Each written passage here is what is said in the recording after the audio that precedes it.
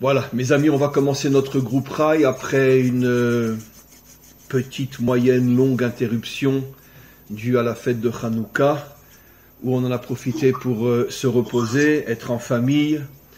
On va reprendre maintenant, j'espère, pendant une longue période notre groupe Rai. Et comme je le dis à chaque fois, sauf si je vous envoie un mot pour dire qu'il n'y a pas groupe Rai parce que j'ai un empêchement imprévu, en principe, si vous n'êtes pas prévenu, il y a cours sur le même link que vous avez ce matin. Il y a cours tous les dimanches à 11h, heure Israël, 10h, heure française. Alors aujourd'hui, on va traiter d'un sujet qui est lié à la paracha que l'on vient de lire ce Shabbat. Et un sujet, je pense, très intéressant et j'ai hâte d'avoir vos réflexions d'ici un petit moment. Il est dit au début de la paracha que nous avons lu ce Shabbat, « Vayi miketz shnatayim shana » ce fut au bout de 2 ans. Pharaon s'est mis à rêver le rêve des 7 vaches, etc. Sur ça, il y a énormément à parler, mais ce n'est pas le sujet aujourd'hui. Je veux revenir sur la raison pour laquelle le verset commence en disant « Ce fut au bout de 2 ans ». Pourquoi au bout de 2 ans? De quels 2 ans parle-t-on? Le verset aurait pu dire « Et Pharaon a rêvé, etc. etc. » Pourquoi mentionner 2 ans? Nos maîtres expliquent parce qu'au départ, Yosef, comme vous le savez, a été mis en prison. Il a été accusé faussement d'avoir voulu prendre la femme de Poutifar. C'est elle qui le voulait. Quand il n'a pas voulu, elle a menti et il a été mis en prison. Et en vérité, nos maîtres expliquent qu'il devait rester en prison pendant 10 ans parce que toute l'histoire avait commencé, comme on le sait, parce qu'il avait dit des mauvaises choses sur ses frères, sur ses 10 frères. Il y a 12 frères. Lui et Benyamin, évidemment, il n'a pas dit du mal sur lui, il n'a pas dit du mal sur son frère Benyamin qui était de la même mère Rachel, mais il disait du mal de ses autres frères. Il avait 17 ans, il était jeune, il était en pleine crise d'adolescence, j'exagère mais c'est un petit peu vrai.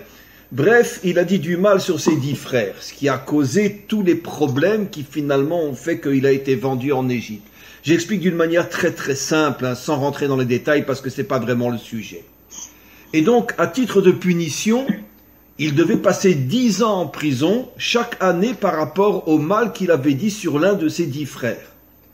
Ouais. Mais finalement, il est resté 12 ans en prison. Pourquoi 12 ans? Pourquoi on lui a rajouté 2 ans de plus? Et le verset fait allusion en disant « Ce fut après 2 ans, Pharaon a rêvé, après 2 ans de plus que Yosef a passé en prison. » C'est ça le sens de ces 2 ans. Parce que, comme on le sait, lorsqu'il s'est retrouvé en prison, ou plutôt lorsque dans la prison dans laquelle il était se sont retrouvés 2 personnages importants qui étaient au service de Pharaon, celui qui préparait toute la nourriture de Pharaon et celui qui était préposé à toutes les boissons de Pharaon, ce qu'on appelle en hébreu le Saramashkin, le prince des boissons, Sar Haophim, le prince de la nourriture. Ils se sont retrouvés dans sa prison, eux-mêmes ont rêvé, et dans l'interprétation des rêves, Yosef a compris que le prince qui était préposé à toutes les boissons de Pharaon allait au bout de 3 jours retrouver son poste. Et quand il a interprété son rêve, il lui a dit « Sache que quand tu te trouveras devant Pharaon, parle-lui de moi et demande-lui de me sortir de prison parce que j'ai été injustement mis en prison. » Et nos maîtres expliquent que Yosef a fait une grande erreur parce qu'il ne devait pas s'adresser au prince des boissons. Je ne sais pas comment on dit en français, j'imagine qu'on le dit mieux que ce que je dis, mais c'est pas grave. Et donc, il n'aurait pas dû lui demander à lui d'intervenir, il aurait dû continuer à avoir une confiance absolue en Hachem, faire confiance en Hachem, et attendre que Hachem le sorte de là. Mais en passant par un homme, c'était comme si d'une certaine manière, il affaiblissait sa émouna en Hachem, et automatiquement, il a été puni, et il a pris 2 ans de plus de prison. Alors voilà ce que nous disent nos maîtres.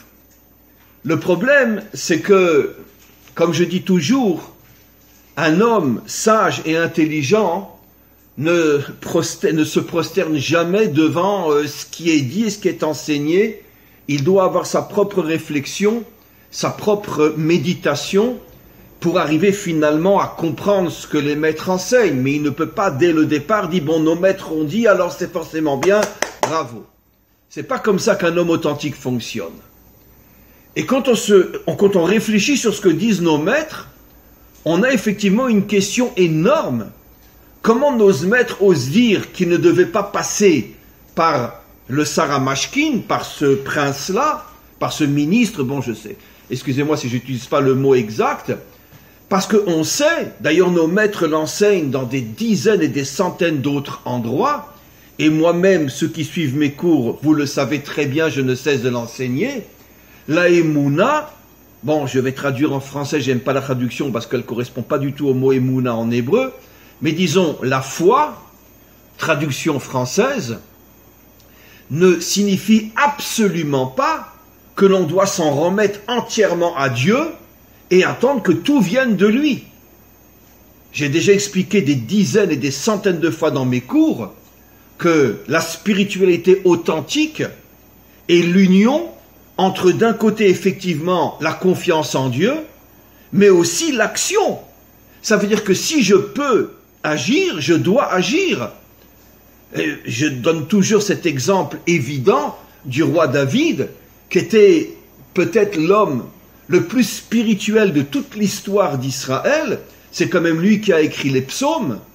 Un homme qui a dit de lui-même « Je suis prière ». Et nos maîtres posent la question, comment dit-il « je suis prière » Il aurait dû dire « je prie », pas « je suis prière ». Et David voulait faire comprendre que toute son essence était prière. Ça veut dire que dans toute son essence, dans tout son être, il était connecté au maître du monde.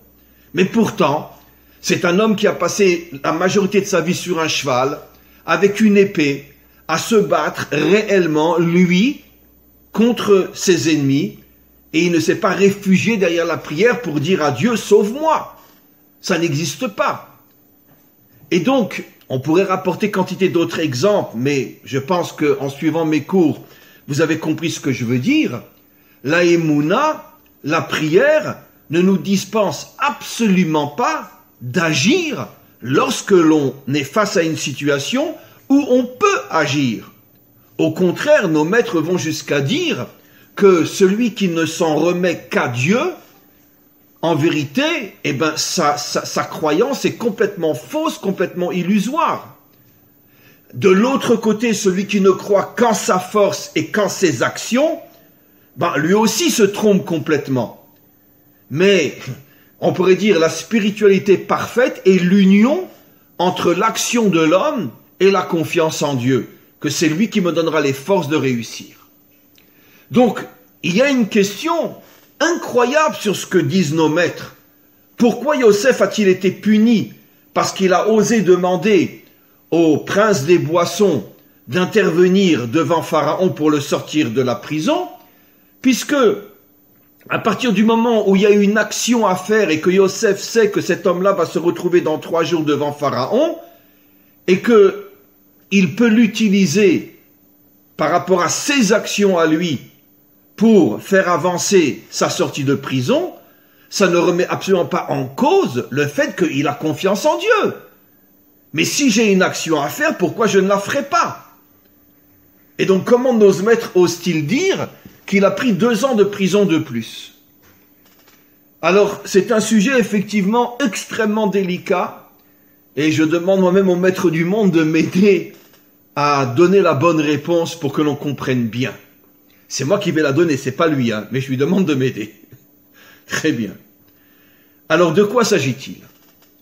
En vérité, nos maîtres disent que Yosef était dans une situation, je vais d'abord expliquer de manière très globale et puis après je vais plus rentrer dans les détails. Était dans une situation où il avait déjà, on pourrait dire, vu et expérimenté dans son propre vécu que le maître du monde se manifestait totalement d'une manière complètement surnaturelle et au-delà des lois de la nature. Le maître du monde se montrait, se manifestait à lui. Au fur et à mesure, je vais expliquer. Je vais donner un premier exemple que je pense la plupart d'entre vous ne connaissez pas. Revenons loin en arrière. Quand ses frères l'ont jeté dans le puits, la Torah dit en hébreu Abor rek en bo maïm. Le puits était vide et il n'y avait rien dedans. Nos maîtres posent la question. La Torah, elle n'a pas l'habitude de se répéter pour ne rien dire. Chaque mot, chaque lettre, chaque espace entre les lettres contient et cache des secrets incroyables. C'est la sagesse d'Hachem. Pourquoi avoir besoin de dire le puits était vide et il n'y avait rien dedans? Pourquoi cette répétition? Et nos maîtres expliquent qu'en vérité, il n'y avait rien dedans signifie qu'il n'y avait pas dans le puits quelque chose qui normalement se trouve dans un puits. Qu'est-ce qui se trouve normalement dans un puits? De l'eau. De l'eau, il n'y avait pas. Mais la Torah fait allusion au fait qu'il y avait autre chose dans le puits. Des serpents et des scorpions. Ça veut dire que le puits était vide d'eau, ce qui est la normalité d'un puits, mais il était rempli de serpents et de scorpions. Et quand ils l'ont jeté dans le puits, ils l'ont jeté finalement dans un trou à serpents et à scorpions. Et qu'est-ce que cela signifie? Écoutez-moi bien. On va parler un petit peu de loi juive entre nous, mais d'une manière très succincte. On va arriver à l'essentiel. Vous savez que dans notre loi, il y a une situation extrêmement délicate. Par exemple, prenons le cas d'une femme mariée. Son mari est parti en guerre et on ne le retrouve plus. On ne sait pas s'il est prisonnier, on ne sait pas s'il est mort, s'il a été déchiqueté, si son corps a été brûlé, on ne le retrouve plus. On fait des recherches, on ne retrouve plus le corps. Est-ce que la femme a le droit de se remarier? Alors malheureusement, d'après notre loi, non. Parce que peut-être que son mari est toujours vivant, et si elle se remarie, c'est un adultère, et ses enfants seront des bâtards.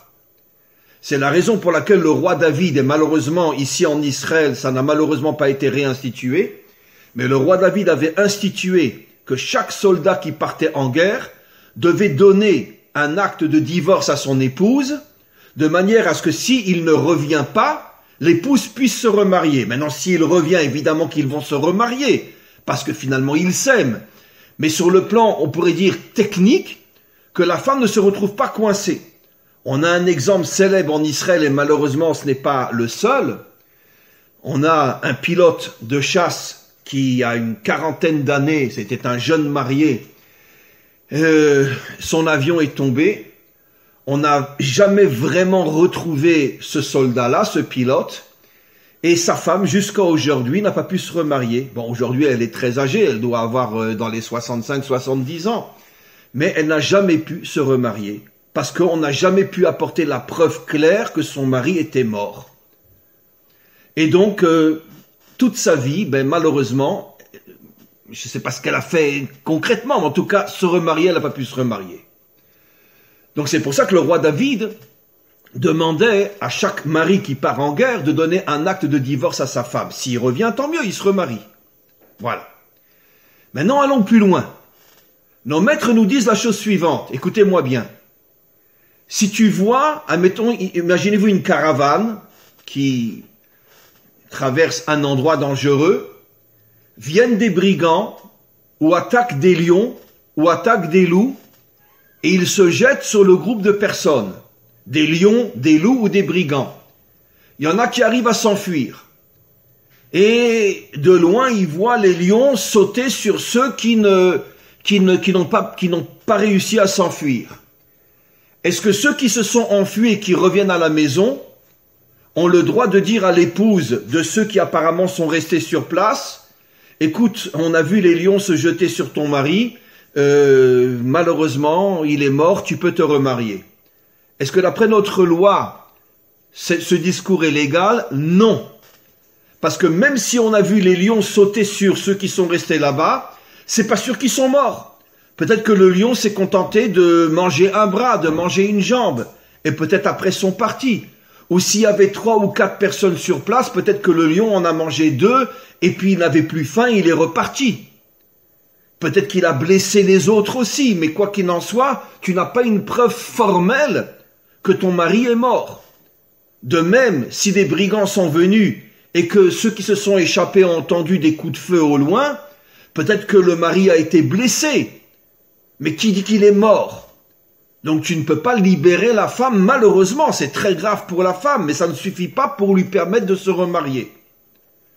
Par contre, disent nos maîtres, et là vous allez être surpris, si l'homme est jeté dans une fosse à scorpion ou dans une fosse à serpent, on parle de serpent vémineux, même si on ne le voit pas mourir, on a le droit de venir chez l'épouse et dire ton mari est mort. Pourquoi disent nos maîtres? Parce que sur le plan naturel, selon les lois de la nature, il est absolument impossible que quelqu'un tombe au milieu de serpents ou de scorpions et ne soit pas attaqué et ne meure pas. C'est impossible. Ce qui veut dire que c'est le seul cas, mes amis, où on peut témoigner, même si on n'a pas vu de notre propres yeux l'homme mourir, on l'a simplement vu tomber sûr et certain dans la fosse à scorpion ou à serpent, mais on n'a pas vu mourir parce qu'on s'est échappé, on ne voulait pas que les scorpions me courent derrière. On peut témoigner et la femme a le droit de se remarier. C'est le seul cas. Et donc, regardez ces choses absolument incroyables. Yosef a été jeté dans une fosse à serpent, une fosse à scorpion. Donc c'est clair que d'après les lois de la nature, il n'avait aucune chance de ne pas mourir. Et pourtant, comme on le sait, il est resté vivant. Quelle est la conséquence de ce qui s'est passé? Que Yosef a eu un dévoilement clair de la présence d'Hachem dans son sauvetage, une présence qui est complètement surnaturelle, on va appeler ça un miracle, parce que d'après les lois de la nature, il n'avait aucune chance de s'en sortir. Il a eu un véritable miracle qui fait qu'à ce moment-là, il a commencé à avoir la certitude, pas seulement la émouna, la foi, mais la certitude, c'est la différence entre la émouna et la certitude. La foi, je crois en Dieu, mais je ne peux pas être certain qu'il va m'aider, mais je crois en lui. Par contre, là, c'est une certitude. Dieu m'a sauvé d'une situation dans laquelle, selon les lois de la nature, je n'avais aucune chance de m'en sortir. Donc c'est clair que Dieu est avec moi. Et par la suite, il a eu d'autres exemples comme quoi Dieu était avec lui, c'est marqué dans les versets. Quand il a été vendu après chez Potiphar, c'est marqué à chaque fois « Ve'Hachem imo, Ve'Hachem imo », Dieu est avec lui, Dieu est avec lui. Et vendu en tant qu'esclave, il s'est retrouvé au bout de quelques jours à la tête de la maison de Potiphar, au point que Potiphar lui a délaissé tout ce qu'il avait en lui disant « Je te fais entièrement confiance, c'est toi qui diriges toute ma maison ». Potiphar était un homme très très riche. Donc là aussi, comment un esclave va devenir à ce point un homme de confiance, au point que, comme c'est marqué clairement dans le verset, Potiphar lui remet entre ses mains tout son argent, sa gestion, tout, il lui fait entièrement confiance. Alors qu'il aurait pu se mettre plein d'argent dans les poches. Il ne l'a jamais fait. Donc là encore, un dévoilement incroyable que Hachem est avec lui. Et le dernier cas, c'est justement celui dont on a commencé à parler. Comme par hasard, ça fait 10 ans qu'il est en prison, normalement il devrait sortir, arrivent les deux princes, comme par hasard dans sa cellule, comme par hasard les deux princes rêvent, comme par hasard il s'aperçoit que l'un des deux va se retrouver devant Pharaon, c'est-à-dire il voit très bien que Dieu est avec lui. Je ne parle pas maintenant d'émouna, je parle de certitude. Et là nos maîtres disent quelque chose d'extraordinaire.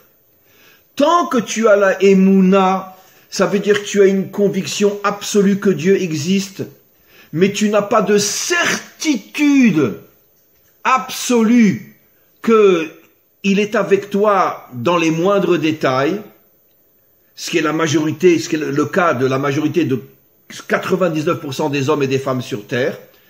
Je parle de ceux qui ont une émouna.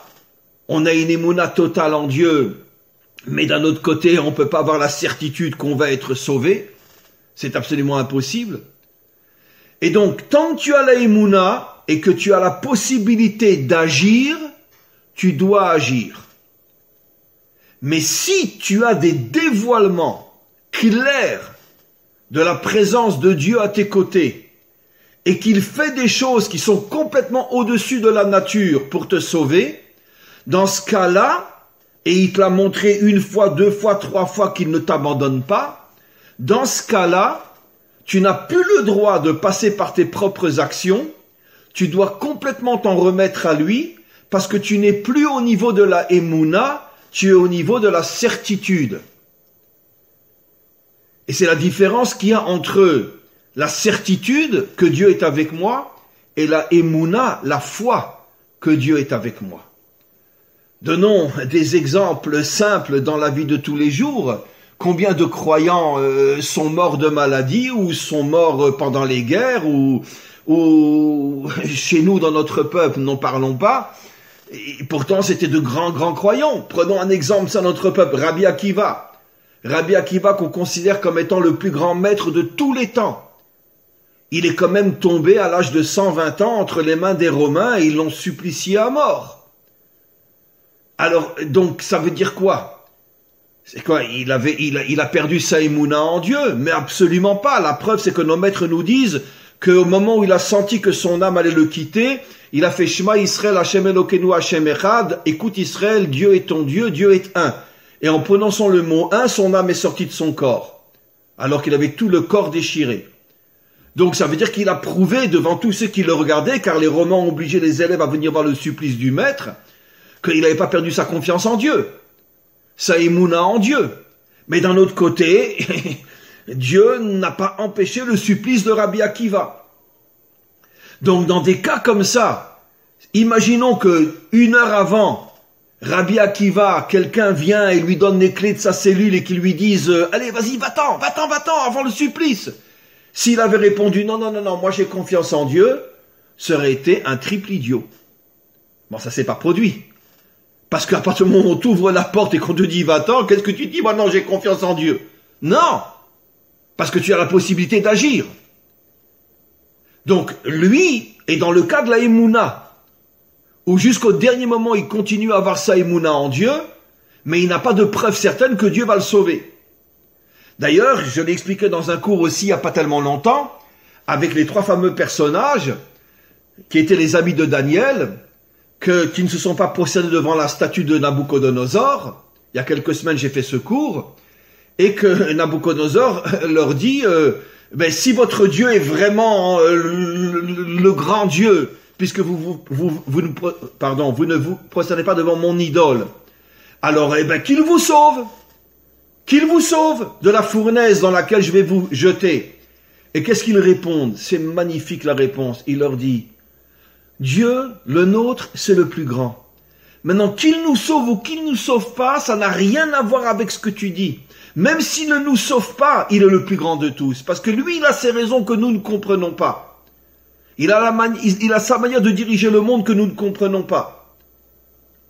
Mais ça n'enlève rien. Et ça n'affaiblit en aucun cas la émouna qu'on a en lui. Finalement, ils ont eu un miracle et ils ne sont pas morts dans la fournaise. Mais ça, ils ne le savaient pas à l'avance. Donc eux, ils ont eu, comme Yosef, un dévoilement clair de la volonté d'Hachem de les sauver. Donc le résumé, ce que j'explique est la chose suivante. Et je vais encore donner un ou deux détails et on va passer aux questions. Finalement, comment gérer sa croyance en Dieu? D'un côté, on nous demande d'avoir une émouna sans limite. Ça veut dire avoir une confiance sans limite. Nos maîtres expliquent un truc absolument incroyable, dans le langage de l'époque où on tuait avec une épée, que même si un homme a le tranchant de l'épée sur sa gorge, il ne doit pas se désespérer de Dieu. C'est-à-dire, même si dans une situation où dans une seconde il aura la tête coupée, il doit encore se dire que si Dieu veut me sauver, il peut me sauver. Lo yityaesh minapuranut, il ne doit pas se décourager face à l'épreuve. Donc ça, d'un côté, on nous demande une émouna on pourrait dire, qui frise la folie. Tu as le tranchant de l'épée sur la gorge et tu continues à croire que Dieu peut te sauver s'il le veut. Donc c'est une émouna qui est hors limite. Mais d'un autre côté, tant qu'il s'agit d'émouna et non de certitude, si tu as la possibilité d'agir, tu agis. C'est-à-dire que si tu sais te battre et que tu sais prendre la main de celui qui te met l'épée sur la gorge et que tu lui casses la main et tu lui fous un coup de poing dans la figure et que tu t'en vas, ne dis pas non, Dieu va me sauver. Non. Tu lui casses la main, tu lui fous un coup de poing dans la figure et tu t'enfuis. Si tu peux le faire. Parce que tu n'étais que au niveau de la émouna, non de la certitude. Mais si tu es dans une situation de certitude que Dieu est là, qu'il t'aide et qu'il te l'a déjà montré, dans ce cas-là, tu n'as d'une certaine manière plus besoin d'agir par toi-même. Laisse-le continuer à te prendre en main. Alors, je vais vous révéler un secret, mes amis. Ce que j'ai dit est juste, mais j'aime pas trop ce que j'ai dit. J'aime pas trop ce que j'ai dit parce que c'est juste, mais j'aime pas trop. Parce que même dans le cas que j'ai cité, où Yosef avait de nombreuses certitudes que Dieu était avec lui, malgré tout, tu peux agir. On n'est pas des robots, religieux. Tac, tac, tac, tac, tac, oui mon Dieu, oui mon Dieu, oui mon Dieu. Non, on est des êtres humains. Et si on peut agir, pourquoi ne pas agir? Même si j'ai une certitude que Dieu est avec moi, pourquoi ne pas agir? Donc, ce que j'ai dit est juste. Mais malgré tout, alors je vais rajouter encore un autre point. Il y a certains commentaires, en vérité, je vous ai un petit peu roulé, parce que quand j'ai dit que je ne suis pas tellement d'accord avec cette réponse, qui est une des réponses de nos maîtres, en vérité, je ne suis pas le seul. Il y a d'autres maîtres qui disent comme moi que, ouais, bon, c'est une réponse, mais, ouais, bon. Vous savez, comme on dit, il y a un proverbe très connu, 2 juifs, 3 réponses. Ça veut dire que s'il y a 2 juifs qui discutent, il y a 3, 4, 5, 10 réponses. C'est comme ça que ça fonctionne. Donc, il y a une partie de nos maîtres qui ne sont pas d'accord avec la réponse qui a été donnée. Pas qu'elle est fausse, mais elle n'arrive pas à me satisfaire complètement, cette réponse-là.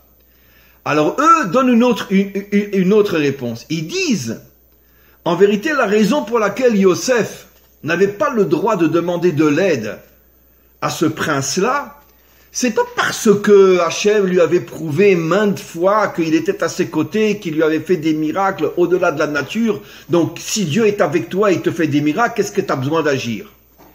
Et je vais vous prouver ça d'une manière qui va, d'une certaine manière, drôlement abîmer le premier commentaire que j'ai donné. Et ils disent non. La raison était, c'est parce que, à cette époque-là, d'une manière générale, ma plus forte raison, les serviteurs de Pharaon étaient tous des gens idolâtres, pervertis, corrompus. On imagine ce qui se passait dans le palais de Pharaon, les orgies, la corruption, le vol, les massacres, le meurtre, etc. C'était le régime pharaonique, on imagine. Et donc à partir du moment où tu utilises quelqu'un de clairement mauvais pour t'aider, ça tu n'as pas le droit. Ça tu n'as pas le droit. Tu n'as pas le droit, tu as le droit d'agir, même dans le cas de Yosef, d'après les deuxièmes commentaires, tu as le droit d'agir, même si tu sais que Dieu est avec toi, mais tu ne peux pas passer par quelqu'un qui est un idolâtre, qui est un corrompu, qui est un débauché, qui est un voyou, etc. Ça non, tu ne peux pas. Pourquoi? Parce que tu ne peux pas utiliser le mal en même temps que ta confiance en Dieu. Tu ne peux pas. Ça c'est impossible. Et il donne un exemple. Regardez l'ouverture de la mer. Vous avez suivi déjà mes cours. C'est vrai que le verset se contente de dire que Moshe a pris son bâton et il l'a dirigé en direction de la mer. Ça, c'est ce que le texte écrit dit. Mais nos maîtres rajoutent, c'est pas uniquement ça ce qui a ouvert la mer. C'est que le dirigeant de la tribu de Yehuda est rentré dans l'eau.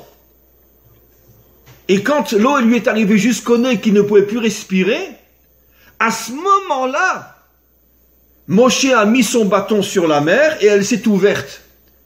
Ce qui veut dire qu'en vérité, que l'ouverture de la mer est une union entre l'action de l'homme et l'action de Moshe qui est miraculeuse, mais qui a été provoquée par l'action de l'homme.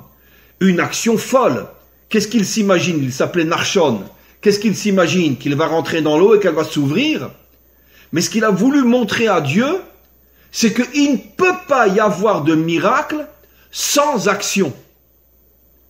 Donc, même dans le cas d'un miracle, il fallait encore une action, ce qui rend caduque la première réponse que j'ai donnée. Vous voyez un petit peu comment ça fonctionne, c'est très intéressant. Donc le deuxième avis apparemment semble avoir plus raison que le premier avis, car le premier avis dit s'il y a des miracles, t'as plus besoin d'action. Le deuxième avis dit non, c'est feu, regarde l'ouverture de la mer, il y a eu un miracle et pourtant il y a eu une action. Il y a un malade mental qui est rentré dans l'eau jusqu'à ce qu'il allait être étouffé, pour montrer qu'il n'y a pas de miracle sans action. Il n'y a rien de gratuit dans ce monde, rien. Tu veux mériter, prouve-le. Et donc d'après le deuxième avis, pourquoi Yosef, lui, s'est trompé? Parce qu'il ne pouvait pas passer par quelqu'un d'à ce point corrompu et perverti pour finalement être sauvé. Ça, c'est interdit. Alors, je vais vous laisser maintenant dans le flou le plus total, d'accord? Et je vais vous raconter une histoire pour terminer. Une histoire que j'ai souvent racontée et que mon père m'a racontée. Mon père, pendant la Deuxième Guerre mondiale, était à Bruxelles. Il est né en Pologne, mais ses parents ont quitté la Pologne quand il avait 2-3 ans. Ils se sont installés à Bruxelles. Et dès le début de la Shoah, ses parents sont partis, une grande partie de sa famille, il s'est retrouvé tout seul à Bruxelles. Et donc il a survécu en se cachant ici et là, etc. Et une fois, il est tombé dans une rafle. Une rafle, puisque les Juifs étaient concentrés dans des quartiers, il est tombé dans une rafle. J'ai raconté cette histoire qui me fait pleurer à chaque fois. Je l'ai entendue de mon père. Et il ne sait pas comment il va s'en sortir. Il avait 13-14 ans à l'époque. Et il a eu l'intelligence de repérer parmi les gardes nazis qui surveillaient le ghetto, un qui lui paraissait suffisamment âgé pour peut-être être père de famille. Et donc peut-être être plus sensible à l'arrestation d'un enfant, puisque lui a des enfants. C'était très risqué, parce que même les pères de famille, on n'avait rien à foutre des enfants juifs. Mais disons, peu importe. Il a fait ce calcul. Et puis il en a repéré un qui devait peut-être avoir la trentaine, la quarantaine. Il s'est dit, peut-être celui-là, il a des enfants. Et dans toute la panique qu'il y avait là-bas, que les gens couraient partout, c'était à Bruxelles, il s'est approché de lui, et il lui a dit... Mon père parlait le yiddish, donc il parlait un petit peu l'allemand. Il lui dit, t'as pas une cigarette? Comme ça, il lui demande. Ça veut dire qu'on prend l'allusion. T'as pas une cigarette, je t'en supplie, laisse-moi tranquille. Et l'allemand s'est poussé. Il lui a dit, ah oui, dégage, dégage, dégage. Il a été sauvé par un nazi. Un truc absolument incroyable. Il a demandé une cigarette, parce que mon père, à cette époque-là, n'avait pas de quoi manger, donc il passait son temps à fumer, déjà depuis l'âge de 12-13 ans. Et donc, il lui a demandé une cigarette, et l'autre, il a compris l'allusion, c'était un nazi, et il s'est poussé, et mon père a pu s'enfuir. Un truc absolument fou, un truc absolument incroyable. Parce que bon, il y avait une chance sur 1000 qu'il ait pitié d'un enfant juif. Mais ça a marché. Incroyable. Et donc, là, apparemment, ça contredit le deuxième avis. Puisque le deuxième avis dit qu'on ne doit pas se servir d'un méchant pour se sauver. Alors vous voyez que finalement sur chacun de ces avis, on peut trouver une question. Sur le premier avis, on a posé des questions, et même sur le deuxième avis qui dit que Yosef a été puni 2 ans de plus de prison parce qu'il s'est servi d'un idolâtre corrompu pour être sauvé, et c'est pas une bonne action ça, je donne l'exemple de mon père. Donc si je suis là aujourd'hui, je vais le dire d'une manière terrible, c'est un petit peu grâce à un nazi. Parce que si le nazi n'avait pas laissé mon père s'enfuir, eh ben je serais peut-être pas là aujourd'hui. Donc finalement, toute une lignée, ça veut dire que moi-même, mes enfants, mes petits-enfants et tous ceux qui viendront après, d'une certaine manière, on le doit à un nazi qui a eu pitié d'un enfant juif. Et pourtant, les deuxièmes commentaires disent qu'on n'a pas le droit de demander à un méchant de t'aider à être sauvé, si toi-même tu es quelqu'un de bien comme Yosef. Donc ça contredit le deuxième avis. Donc vous voyez qu'on est dans une sacrée pagaille, les amis. On est dans une sacrée pagaille. Comment arriver à trouver finalement la vraie réponse? Pourquoi Yosef a-t-il été puni? Pourquoi a-t-il reçu 2 années de plus de prison?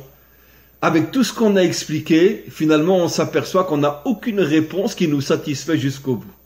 Aucune réponse qui nous satisfait jusqu'au bout.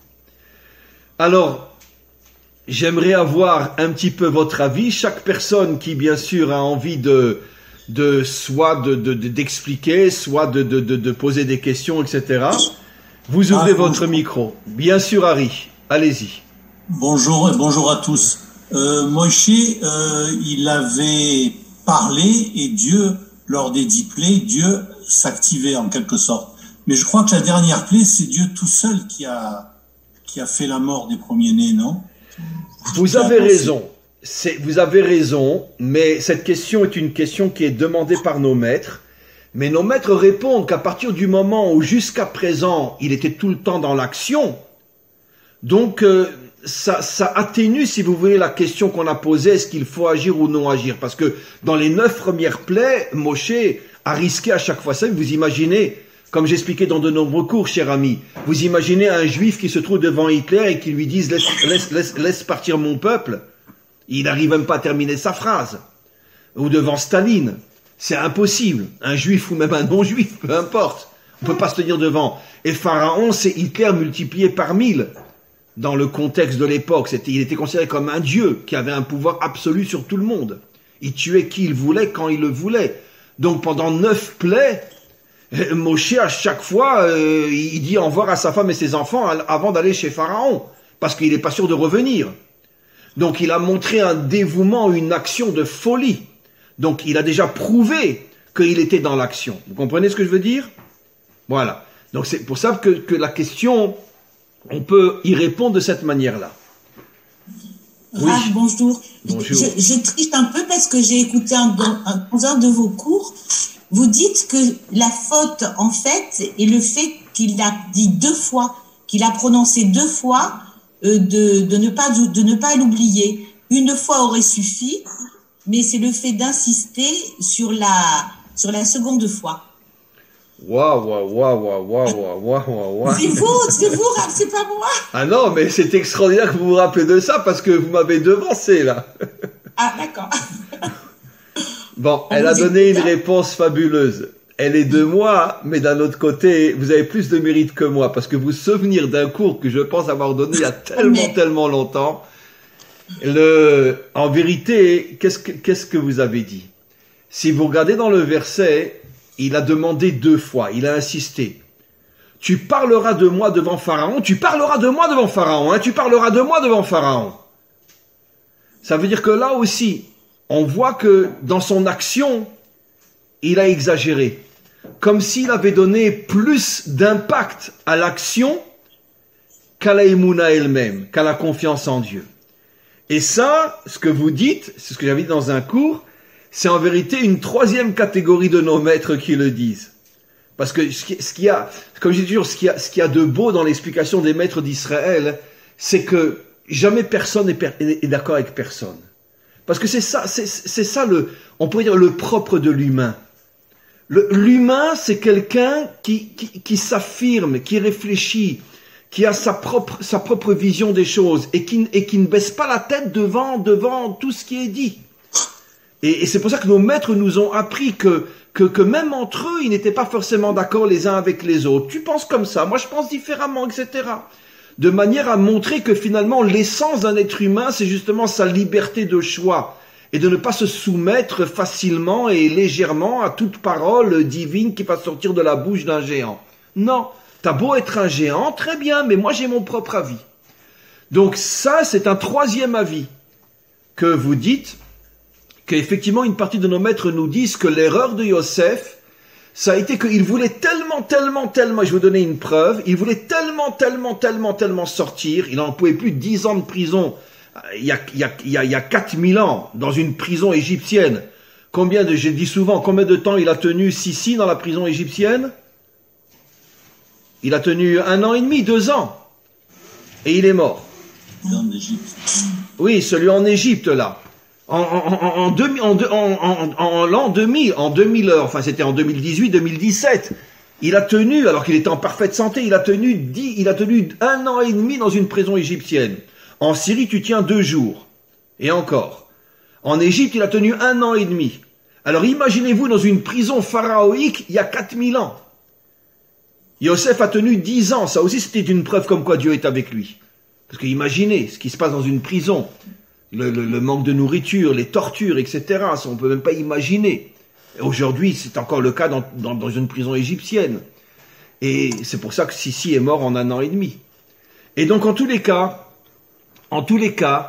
il voulait tellement sortir qu'il a exagéré dans son action au point, d'une certaine manière, d'oublier Hachem.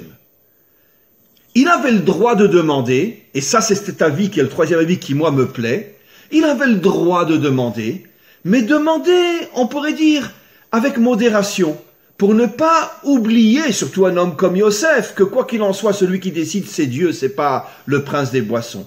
Mais comme il a trop insisté, ça a montré que finalement il perdait un petit peu la tête. Et pour ça il a été puni. Je vais donner un exemple très simple que j'ai déjà donné des dizaines de fois dans différents cours. Ce qui s'est passé avec David et Bathsheba. Bathsheba, comme on le sait, était légalement divorcée puisque son mari était parti à la guerre. Donc ce n'était pas une femme mariée. David avait d'une certaine manière, si j'ose dire, le droit d'aller avec elle. Ce qu'il a fait d'ailleurs. Mais d'un autre côté, sur le plan purement légal, il n'a pas commis d'adultère puisqu'elle était divorcée. Mais d'un autre côté, sur le plan moral, il savait très bien qu'elle attendait le retour de son mari pour se remarier avec lui. Elle était mariée à un homme, même si concrètement, légalement, elle a un divorce dans les mains, mais elle sait très bien que c'est un divorce technique. Elle le veut, le retour de son mari. Donc, même si sur le plan légal, il n'y a pas d'infraction, sur le plan moral, ce qui a valu une grande punition au roi David, entre autres que son fils a voulu le tuer des années après, Absalom, c'était en conséquence de la faute qu'il avait fait avec Bathsheba.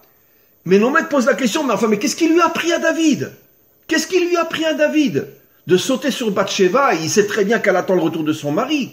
Même si, encore une fois, légalement, juridiquement parlant, c'est pas une faute puisqu'elle est divorcée, mais moralement parlant, c'est une grave faute.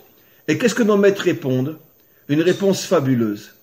Ils disent parce que David, c'était pas un homme comme vous et moi. David avait ce qu'on appelle en hébreu le roi HaKodesh. Il avait des visions prophétiques.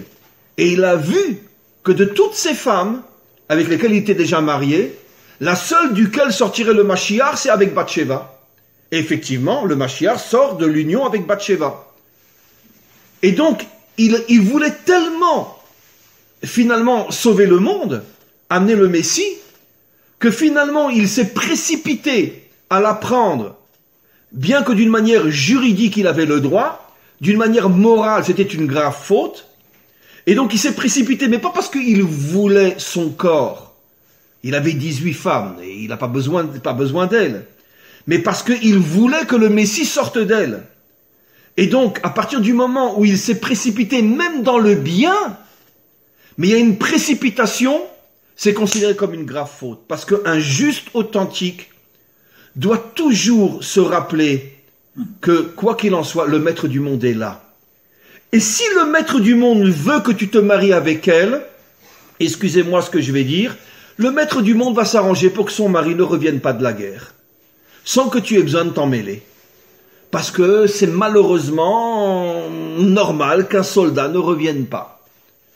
Et dans ce cas-là, tu pourras la prendre sans te précipiter, parce que tu auras fait confiance au maître du monde. Laisse-le lui gérer les choses, ne te précipite pas alors que tu es en train de faire une faute morale. Parce que c'est très bien que elle n'a qu'un homme dans son esprit, c'est son mari, qu'elle attend de voir revenir de la guerre. Donc pourquoi tu lui sautes dessus? Ah, c'est sûr que tes intentions sont fabuleuses. Tu veux qu'elle soit enceinte du Mashiach, ou plutôt de la lignée du Mashiach. Mais ne te précipite pas. Fais confiance à Hachem. Si Hachem veut que tu sois avec elle, il s'arrangera malheureusement pour que son mari ne revienne pas. Eh bien, c'est exactement ce que nos maîtres disent sur Yosef, comme vous l'avez si bien expliqué. Yosef voulait tellement sortir de la prison pour pouvoir continuer finalement à servir Dieu et à faire de grandes choses dans ce monde, que en se précipitant, en insistant dans sa demande, il a montré d'une certaine manière qu'il était omnibulé, on dit omnibulé? Oh oui, bon, je perds un peu mon français, excusez-moi. Il était focalisé uniquement sur cet homme qui allait le sauver, il a oublié Hachem. Et quelqu'un comme vous et moi, c'est pas très grave. Mais quelqu'un comme Yosef, c'était très grave. Et donc Hachem lui a reproché, et il est resté 2 ans de plus en prison. Donc vous voyez, finalement, ce troisième avis que vous avez évoqué, vous me l'avez piqué parce que je voulais le dire, mais c'est pas grave, vous avez bien fait. Ce troisième avis, eh ben finalement, c'est celui qui me plaît le plus. Et c'est sur ce point-là que je voudrais rebondir. Qu'en vérité, quelle que soit la manière dont Dieu se manifeste à toi, que ce soit que de la émouna ou de la certitude, un homme a l'obligation d'agir tant qu'il peut agir. Nous ne sommes pas des robots spirituels. Non, tu peux agir, agis. Mais tu dois toujours agir d'une manière, on pourrait dire, suffisamment nuancée pour que tu n'oublies pas, tu ne perdes pas d'esprit que quoi qu'il en soit, ta réussite dépend aussi de l'aide d'Hachem. Et si tu es trop précipité, trop focalisé, à ce moment-là, c'est sûr et certain que tu vas oublier Hachem, et tu vas t'en souvenir quand tu iras à la synagogue, oui mon Dieu, tu es le plus grand, d'accord, mais quand tu es dehors, c'est toi le plus grand. Toi, l'homme, pas lui. Donc pour arriver et c'est quelque chose de très très très dur, très dur, d'arriver à cet équilibre. Je vais donner un exemple dans la vie de tous les jours, mes amis. Chez nous, par exemple, on a le devoir de prier 3 fois par jour. On a une prière le matin qui dure plus ou moins 3 quarts d'heure, une prière l'après-midi qui dure plus ou moins une demi-heure et une prière le soir qui dure plus ou moins une demi-heure. Je parle même pas du temps qu'on doit consacrer à l'étude de la Torah, mais je parle rien que des prières. Imaginez-vous un homme d'affaires qui a un rendez-vous le matin de très bonne heure ou en plein après-midi et puis il dit bon écoute la prière passera après. Et là attends, je suis avec des gens qui sont prêts à me signer un contrat d'1 million d'euros. Je vais aller à la prière et je vais perdre 1 million d'euros. Eh ben oui absolument. Et après je vais vous raconter une petite histoire que j'ai déjà racontée mais magnifique. Absolument, oui. Parce que si tu te focalises uniquement sur ce 1 million d'euros, c'est la preuve qu'en vérité, ta croyance en Dieu, elle est uniquement à la synagogue, mais elle n'est pas dans ta vie.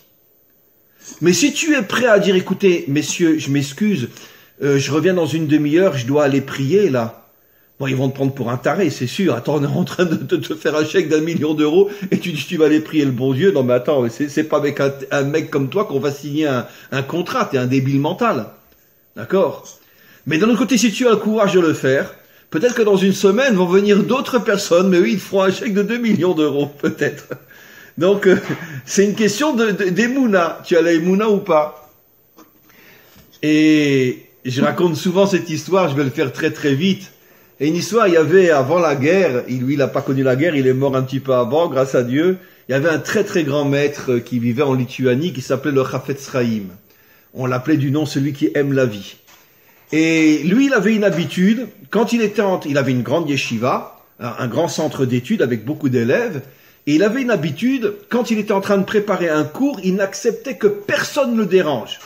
Parce que pour lui, préparer son cours pour les élèves, c'était son saint des saints, son sacro-saint, c'était son moment ultime. Et il y avait dans sa ville, il habitait à Radin, je crois. Il y avait dans sa ville, Radin, bon, je crois que c'était appelé Radin. Bon, c'est comme ça. C'était une ville en Lituanie. Hein. C'est les Lituaniens qui ont donné ce nom-là, pas les Juifs. Hein. Donc, en tous les cas. Et il y avait un jeune. À cette époque-là, il y avait beaucoup de gens qui quittaient ces pays-là pour partir en Amérique. Il y avait un jeune qui avait quitté la Lituanie très jeune. Il était arrivé en Amérique. Il avait fait fortune. Et il voulait revoir sa ville d'enfance. Et il avait entendu bien sûr parler du Chafetz Chaim, il est revenu avec une grosse enveloppe d'argent pour le donner, en même temps revoir sa ville et le donner à ce Rav pour qu'il puisse continuer à entretenir sa yeshiva. Parce qu'à cette époque-là, ils avaient à peine de quoi un morceau de pain à manger et pas plus. Et il tape à la porte et sa femme ouvre, la femme au Chafetz Chaim. Oui, bonjour monsieur, vous voulez quelque chose? Oui, je voudrais voir votre mari. Alors elle s'en va dans le bureau du mari, et le mari lui dit, dis-lui que je suis mort. Comment dis-lui que je suis mort? Dis-lui que je suis mort. Je suis mort, dis-lui que je suis mort. Elle va et dit, excusez-moi, j'ai pas osé vous le dire tout de suite, mais mon mari n'est plus de ce monde. Oh, excusez-moi, madame, je suis désolé, vraiment, je suis désolé, que Dieu ait son âme. pardon, excusez-moi, et il s'en va, il fait un tour, il va revoir la maison où il est né, etc. Arrive l'heure de la prière de l'après-midi, il va à la synagogue. Et il arrive à la synagogue et tout d'un coup, tout le monde se lève et on voit rentrer le Chafetz Chaim. Il a une colère en lui, il se dit, mais attends, mais il s'est fichu de moi, il m'a dit qu'il était mort. D'accord? Et bon, très bien. Il laisse la prière se terminer. Et puis après, il va voir le Chafetz Chaim. Il lui dit, mais dites-moi, vous êtes fichu de moi? Je viens. Il sort son enveloppe et il lui dit, regardez ce que j'avais pour vous. Et vous me dites que vous êtes mort? Et le Chafetz Chaim lui répond. Il lui dit, regarde, moi j'ai une émouna totale en Hachem. Je n'interromps pas un moment d'étude de la Torah pour mes élèves, même si je me doutais, parce que ma femme m'a dit, c'est un Américain qui est venu, même si je me doutais que tu venais pas uniquement pour me dire bonjour, moi j'ai une confiance absolue en Hachem. Je suis en train de préparer un cours de Torah, je ne m'interromps pas. D'accord? Et quand l'autre il a entendu ça, il a ressenti à quel point le Chafetz Chaim ne voulait pas le blesser, mais simplement qu'il voulait lui montrer que si Hachem veut me donner, il me donnera. Si c'est pas par toi, ce sera par quelqu'un d'autre. Et ben finalement, il lui a donné 2 enveloppes, pas une. Il a doublé la somme, il lui a donné les 2 enveloppes. Et donc, qu'est-ce qu'on voit de là? C'est exactement l'exemple que j'explique. Que il faut pas se précipiter. Parce que si le Chafetz Chaim avait fermé son livre, était venu, avait dit, ah oui, très bien, comment ça va, nanana, oui, vous savez, on est dans le besoin, etc. Ça veut dire que finalement, il aurait donné plus d'importance à cet Américain qu'à son étude de Torah qu'il était en train de préparer pour enseigner. C'est-à-dire, il aurait donné plus d'importance à l'homme qu'à Dieu. Et peut-être que finalement, il aurait été, d'une certaine manière, puni beaucoup plus tard. Mais en montrant à Hachem que je te fais une confiance absolue, et que je n'interromps pas mon moment avec toi, même pour recevoir une grosse somme d'argent, il a montré justement qu'il avait une émouna totale. Eh bien, dans la vie de tous les jours, on est constamment confronté à ce genre de situation. Je vais donner un exemple encore beaucoup plus terre à terre. Comment qu'un homme, il gère une famille? Comment qu'un homme arrive à consacrer du temps à son épouse, à ses enfants, à son travail, à son sport, à ses études, à ses distractions? Comment qu'on fait? Aujourd'hui, dans le monde d'aujourd'hui, on le sait tous, 99% des hommes ou des femmes, puisqu'aujourd'hui, je parle des hommes parce que je suis un homme, mais c'est tout ce que je dis est vrai dans l'autre sens, parce que les femmes travaillent aussi aujourd'hui. Attends, je travaille 8-10 heures par jour, j'ai 1 heure aller, 1 heure retour, je reviens, je suis sur les genoux, je suis mort, j'ai plus le temps, j'ai pas la force. J'ai pas la force, j'ai plus le temps. J'ai plus le temps. Alors, j'ai pas le temps pour étudier, j'ai pas le temps pour prier, j'ai pas le temps pour mon épouse, j'ai pas le temps pour mes enfants, j'ai pas le temps pour moi, j'ai le travail. Et on n'arrive plus à gérer même notre vie de tous les jours. Mais si on avait une émouna absolue, si on savait ce que nos maîtres nous disent, que toute la bénédiction d'un homme passe par le respect et l'amour qu'il a pour sa femme, si tu lui consacrais du temps, même si tu travaillais 4 heures de moins par jour, tu gagnerais 4 fois plus. Parce qu'en lui faisant tellement de bien, en lui montrant que tu es à ses côtés, elle va tellement s'ouvrir à toi, que elle va se transformer en comment dire, en tsinor, bon, je sais pas le mot, en canal de bénédiction. Et que ce que tu gagnais en 8 ou 10 heures par jour, tu vas le gagner maintenant en 5 ou 6 heures par jour.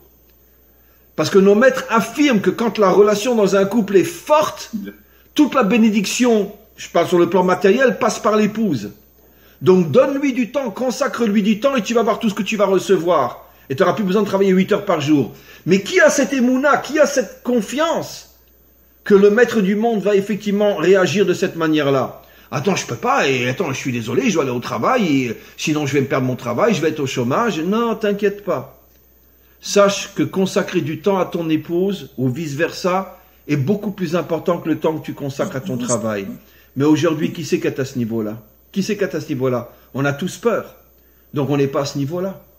Et donc personne ne voit que finalement, une vraie bénédiction peut venir grâce au fait que le couple se consacre du temps. Donc, c'est pas seulement dans le domaine religieux ce que je dis, c'est dans tous les domaines, savoir gérer sa vie. Et pourquoi on ne sait pas gérer sa vie? Pourquoi je ne consacre pas un temps à la prière, un temps à l'étude de la Torah, un temps à mon épouse, à mes enfants, à ma famille, à moi-même, à mon travail? Pourquoi j'arrive pas à gérer? Parce que je panique, j'ai peur. Donc j'ai pas d'émouna.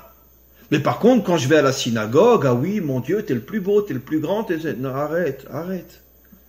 C'est pas la synagogue qu'il faut le dire, c'est dans ton vécu, dans la vie de tous les jours. Montre-moi comment tu vis et je te dirai si vraiment tu es un homme attaché au maître du monde. C'est pas la synagogue que tu... Alors là, évidemment, on a tous de belles phrases à la synagogue. Mais dans la vie de tous les jours, comment tu te comportes? Si dans la vie de tous les jours, tu te comportes comme quelqu'un qui vit dans la panique, ben ça prouve que tu n'es absolument pas un croyant. Tu parles de croyance, mais tu ne vis pas ta croyance. Donc le test est dans la vie de tous les jours. C'est là qu'Hachem nous teste pour savoir si véritablement on vit ce qu'on dit. Et si on arrive à vivre ce qu'on dit, ça prouve qu'on est un véritable croyant. Dans le sens, encore une fois, dans le sens du vécu et pas uniquement dans le sens de la parole. Voilà mes amis, y a-t-il une question encore? Donc je voulais conclure en disant que finalement on a résumé, j'ai commencé toutes nos interventions en vous rapportant des commentaires qui sont justes en tant que tels, mais qui n'étaient pas suffisamment satisfaisants. Et finalement, grâce à Agnès de Marseille, on a trouvé le 3e commentaire qui, en ce qui me concerne, est le plus juste de tous. Ça veut dire que tu dois toujours agir, mais agir avec une certaine modération pour ne pas que ton action te voile la présence et l'aide d'Hachem. Et ça, encore une fois, c'est ce qu'il y a de plus dur à faire sur terre. De trouver le juste milieu dans chaque situation. C'est ce qu'il y a de plus dur à faire. Y a-t-il encore une dernière question, mes amis? Oui, Marc?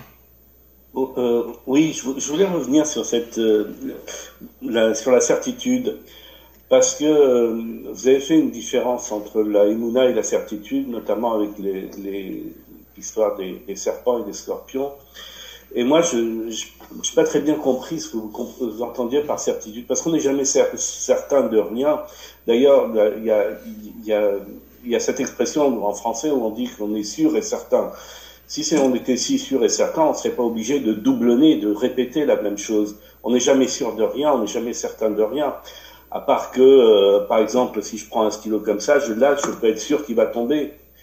Mais on est dans un domaine qui n'a rien à voir avec celui qui est évoqué ici. C'est-à-dire que la certitude, c'est toujours une croyance quelque part. Qu'est-ce que vous pouvez dire là-dessus? D'abord, je comprends parfaitement ce que vous dites et je suis en grande partie d'accord avec ce que vous dites, avec une nuance. Tout dépend, si vous voulez, du type d'homme. Si c'est quelqu'un comme moi, j'accepte ce que vous dites. Si c'est quelqu'un comme Yosef, je n'accepte pas. Pourquoi? Parce que Yosef vit dans un monde beaucoup plus spirituel que matériel. Ça veut dire que son essence est beaucoup plus connectée au maître du monde que son extériorité au monde qui nous entoure.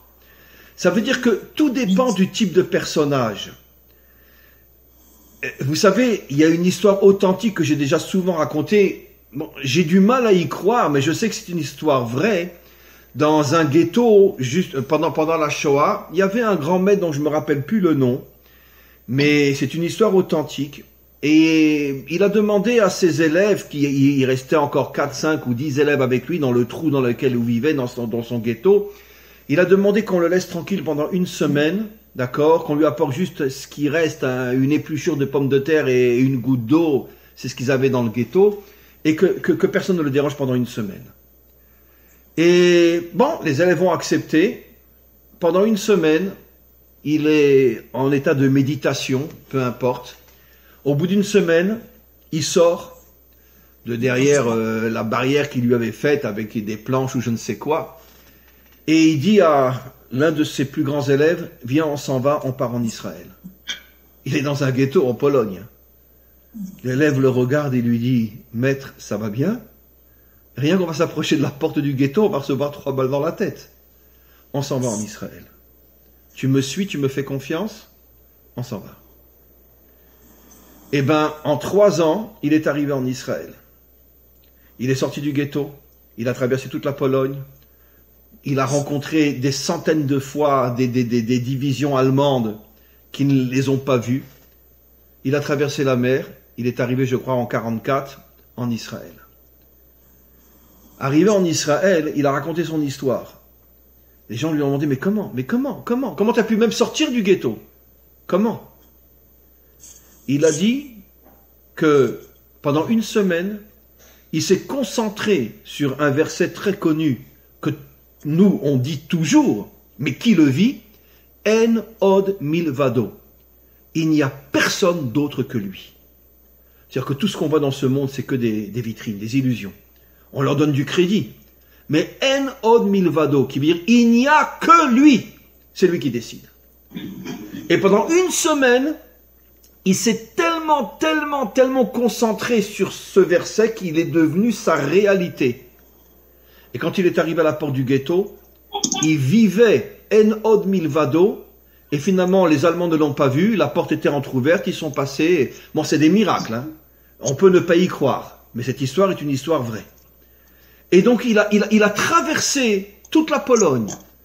Il est arrivé en Israël, en traversant je ne sais combien de dangers, parce qu'il était arrivé à intégrer dans son vécu, pas dans sa pensée ou dans ses paroles, il n'y a pas d'autre que lui.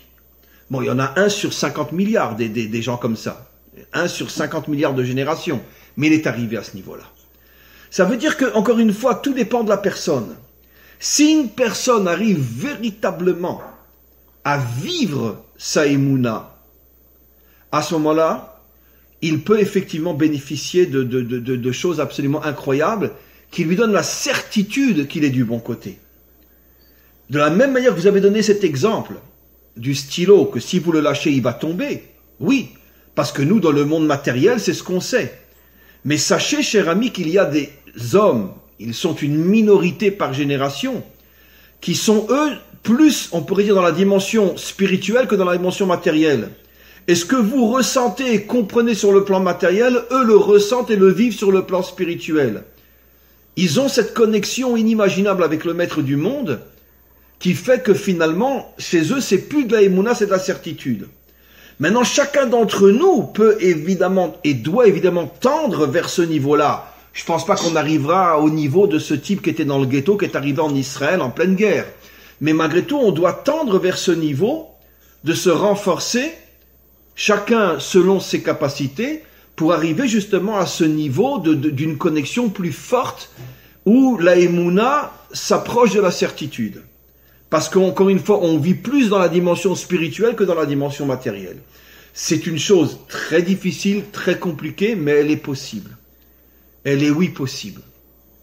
Elle est oui possible. Et vous savez, je vais donner un autre exemple aussi très simple, et après, je vous demanderai la permission de me laisser arrêter le cours d'aujourd'hui, parce que j'ai d'autres activités aujourd'hui. Prenons un exemple hyper simple. Bon, je ne parle pas de la période actuelle où venir en Israël aujourd'hui, c'est très compliqué, il n'y a pas de travail, il n'y a rien, bon, peu importe. Mais dans un temps plus ou moins normal, tu viens avec une famille en Israël. C'est pas facile, c'est pas évident. Parce que bon, tu as une situation en France, tu as tes habitudes, tu as ci, tu as ça, tu viens dans un pays nouveau, une nouvelle langue, une nouvelle mentalité, et il y a 9 chances sur 10 que tu ne retrouves pas le même travail, ou même si oui, en tous les cas pas tout de suite, comment tu vas tenir, comment tu vas ci, comment tu vas ça, etc. Et c'est pour ça que ça dépend aussi beaucoup de la émouna. Beaucoup de la émouna. Ça veut dire, si vraiment tu as confiance que, en tant que juif, ta place est d'être en Israël, et ben finalement, tu ne te désespères pas malgré toutes les difficultés et tu finiras par réussir. Mais si tu restes très matérialiste, ah oui, je gagnais tant en France et aujourd'hui j'ai 3 fois moins et j'ai pas le même métier, etc., ben tu vas vite repartir, comme malheureusement c'est le cas de très nombreuses personnes qui arrivent en Israël et qui malheureusement repartent parce que bon, elles n'ont pas la situation et la facilité et le confort qu'elles avaient dans un autre pays. Avec beaucoup d'orgueil, je raconterai toujours cette histoire que je raconte.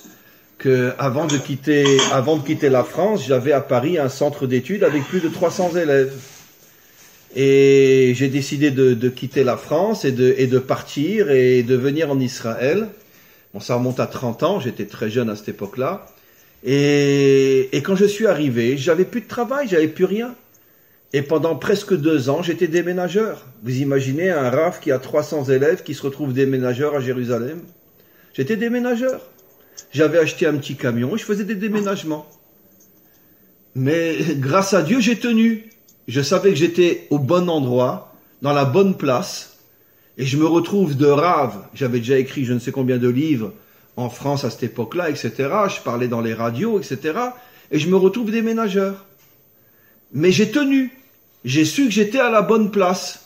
Je ne me suis pas laissé impressionner par le fait que je me retrouvais à faire un métier qui n'était pas, entre parenthèses, digne pour moi. Et grâce à Dieu, depuis, si aujourd'hui on me proposait 100 milliards d'euros pour quitter Israël, je ne comprendrais même pas la question. Même pas, je comprendrais la question. Pourquoi? Parce que c'est comme si on me demandait de mourir. Pour moi, c'est pareil. C'est comme si on me demandait de mourir.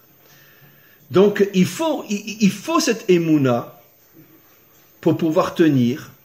Et quand on a cette émouna, finalement, elle ouvre comme une clé toutes les portes de la réussite. Et donc, on est confronté à ce genre de problème tous les jours de sa vie. Dans le couple, avec les enfants, dans le travail, avec ses amis. On a constamment des épreuves qui font qu'on est sur le point de craquer. Mais si on a cette confiance et qu'on se dit que peut-être c'est une épreuve que Hachem m'envoie pour tester en vérité les forces cachées à l'intérieur de moi, on finit par s'en sortir et à ce moment-là, on atteint des niveaux qu'on n'aurait jamais atteints sans cette épreuve. Voilà mes amis, je m'excuse, il faut absolument que j'y aille. Et on se retrouve, si Dieu veut, dimanche prochain. Merci, merci, merci à tous et à toutes. Et une très très bonne fin de dimanche. Et bien sûr, les autres cours reprennent cette semaine. J'ai déjà mis ce matin un cours sur le site. Et on se retrouve tous et toutes dimanche prochain. Merci, merci à vous tous et à vous toutes. Merci Rav.